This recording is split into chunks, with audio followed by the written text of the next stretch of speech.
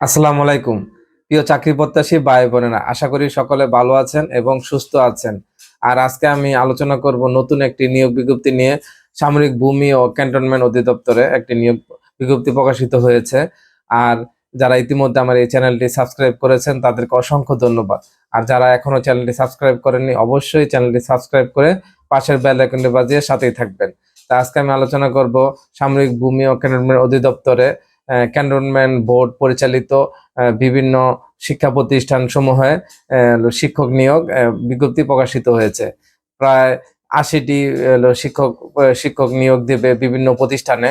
আর এর আবেদন শুরু হয়েছে, আর আবেদন শেষ হবে ২৭শে ফেব্রুয়ারি ২০২৪ সালে এর আবেদন শেষ হবে।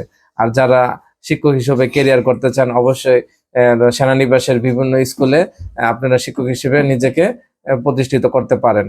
আর এই নিয়োগ বিজ্ঞপ্তি আপনার এখনো চলমান রয়েছে, আপনারা চাইলে যে কোনো সময় আবেদন করে নিতে পারেন।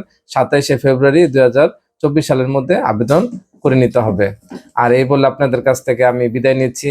আর যে কোনো তথ্য বা চাকরির যে কোনো সরকারি বেসরকারি যে কোনো তথ্য পেলে আপনাদের সামনে আবার হাজির হব। আর সেই পর্যন্ত আপনারা অবশ্যই ভালো থাকবেন, সুস্থ থাকবেন। ধন্যবাদ।